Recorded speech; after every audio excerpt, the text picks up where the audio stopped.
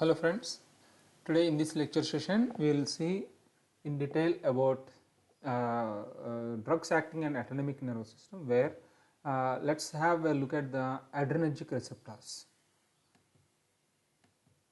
This pic you have seen earlier, because in case of peripheral nervous system we have parasympathetic and sympathetic divisions are there. The parasympathetic division is completely controlled by acetylcholine, but in the sympathetic division, a postsynaptic nerve terminal, in the postsynaptic nerve terminal, the neurochemical involved in over there is actually adrenaline. So the sympathetic division is under control of adrenaline. This can be easily recognized because adrenaline is what we know. Adrenaline is known as the hormone involved in flight, fright, fight response. Okay.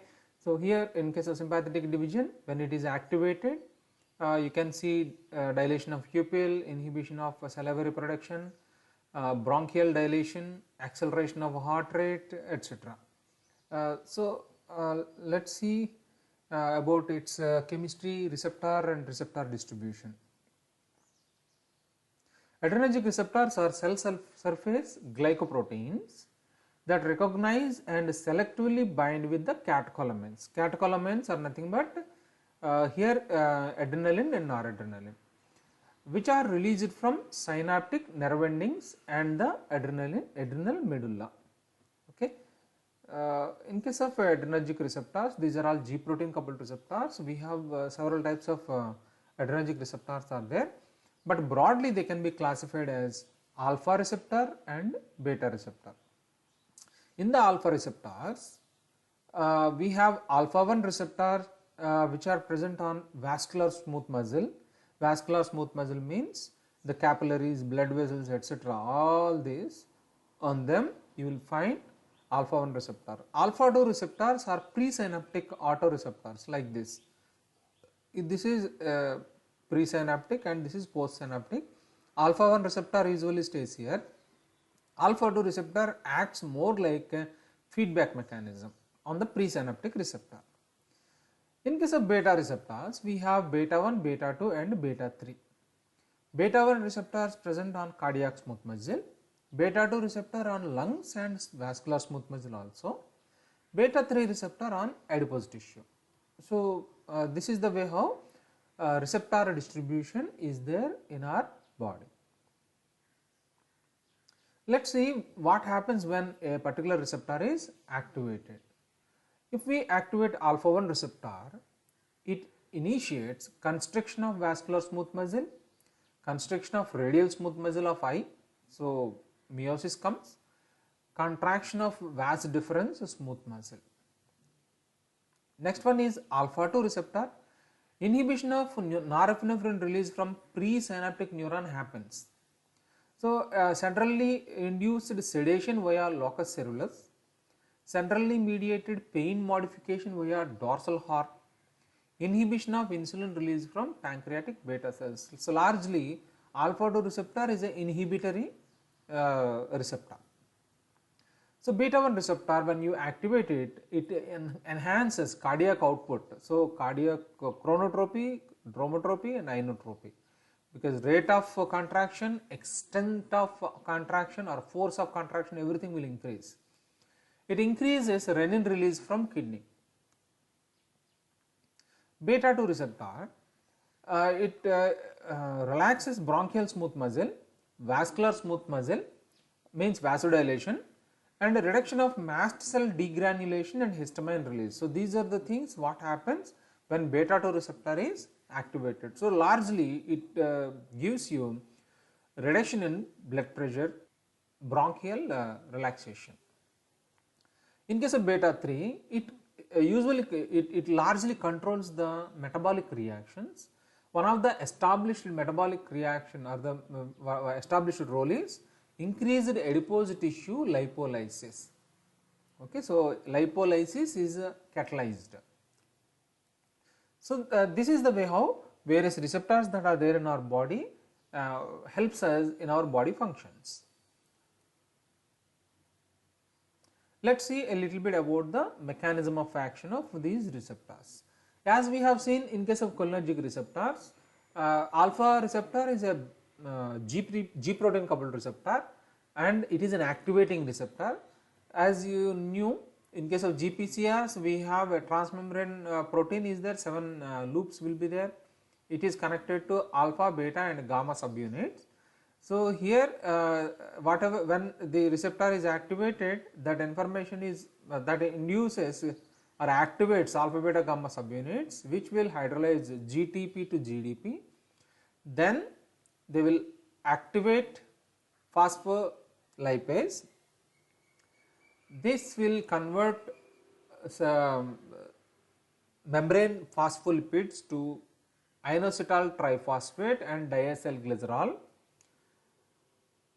This will activate or further results in, after cascade of events, this ultimately results in an enhanced calcium concentration inside the cell. So that activates the cell. In case of alpha 2, activation of the receptor site deactivates adenylyl cyclase, that results in reduction in cyclic AMP, thereby it reduces calcium ions or otherwise cellular potential. Okay, this will hyperpolarize the cell. So how it is happening? Because it is happening via calcium, potassium and sodium ion channels. In case of stimulatory reflex, potassium efflux will be there and sodium and calcium influx will be there. In case of inhibitory, potassium influx will be there, sodium and calcium efflux will be there. Okay, so this is the way how it happens.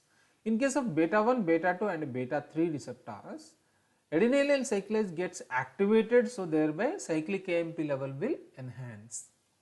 So it all depends upon their position, whether they are present on the postsynaptic nerve ending or otherwise presynaptic nerve ending decides whether they are activating or deactivating.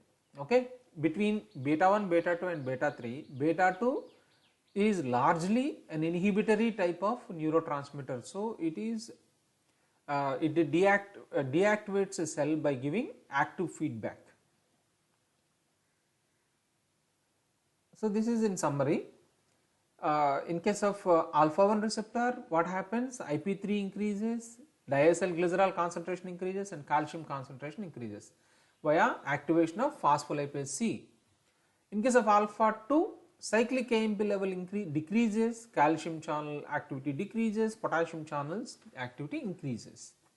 In case of beta 1, beta 2 and beta 3, we have enhanced activity of cyclic AMP. So this is the way how adrenergic receptors function. So let us see how actually adrenaline is biosynthesized in our nerve terminal. So adrenaline is biosynthesized from the amino acid tyrosine. Tyrosine gets hydroxylated first by using tyrosine hydroxylase. So thereby the phenol is becoming a catechol.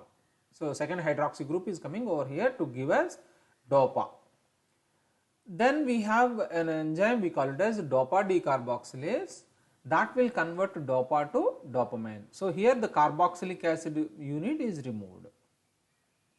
Then DOPA beta hydroxylase is the enzyme which is very important, which converts dopamine to noradrenaline. So here you can see introduction of hydroxy group.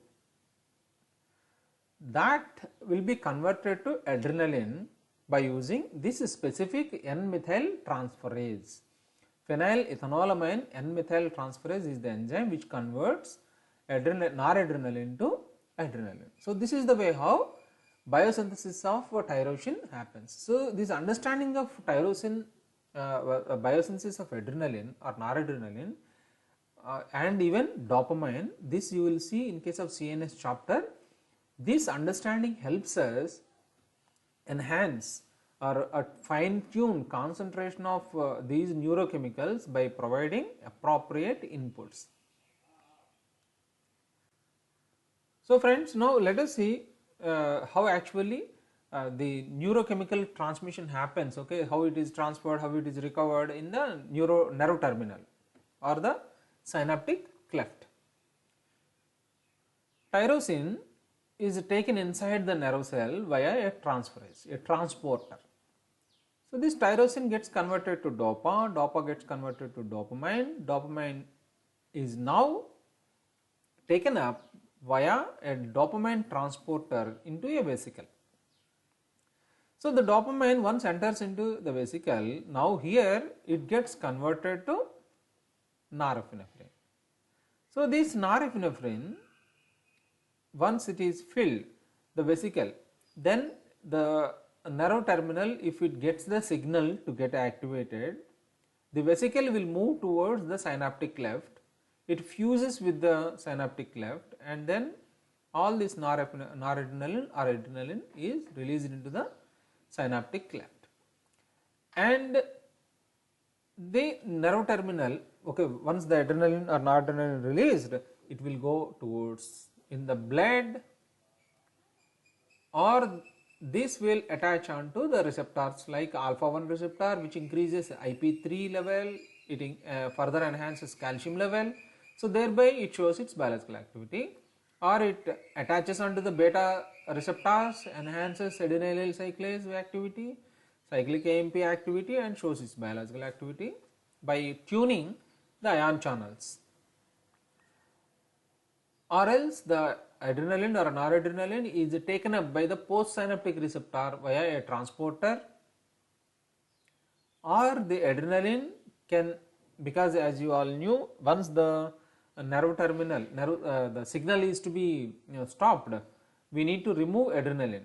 So for that we have two mechanisms, one is by metabolism. So we have monoamino oxidase or a catecholamine methyl transferase enzyme will be there, which will convert norepinephrine to its metabolites or epinephrine to its metabolites. Or we can have alpha 2 receptor on the presynaptic nerve cleft. So it shows its biological activity by reducing adenylyl cyclase, and which further tunes the ion channel activity. And also alpha 2 receptor activity stops release of adrenaline into the synaptic cleft. So this adrenaline is taken inside by using monoamine transporter system like norepinephrine transporter or otherwise epinephrine transporter into the presynaptic cleft. Unlike acetylcholine neurotransmission, so here in case of acetylcholine, the signal is stopped by removing acetylcholine from the synaptic cleft via acetylcholine esterase enzyme, which destroys completely the acetylcholine into acetic acid and choline. The choline is taken inside, but in case of adrenergic neurotransmission, adrenaline is uptaken, the reuptake of adrenaline into the presynaptic nerve is actually the critical mechanism, deciding factor for signal termination. Okay, so the adrenaline or monoamine transporter system that we have over here is pretty quick in modifying the concentration of adrenaline that is available in the synaptic cleft. So friends, this is the way how adrenaline release its activity on various receptors, its termination happens. So here adrenaline has four outputs. One is either it goes to the blood or it is attached onto the receptor pocket so that it shows some biological activity, or it is metabolized by the enzymes, or it is taken up by the postsynaptic nerve, or it is taken back into the presynaptic nerve terminal. So this is the way how adrenaline does its job.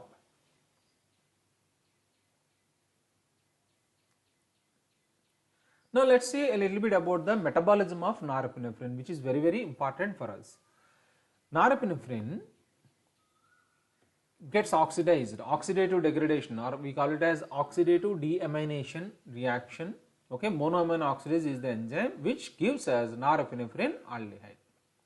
So this one further it gets oxidized, so that ultimately it gets converted to 3,4-dihydroxy mandelic acid. In case of norepinephrine, because norepinephrine can be converted to catechol O-methyl transferase is the enzyme, we call it as COMT. It transfers methyl group onto the hydroxy groups present on phenolic OH. So here we get normetanephrine is the product.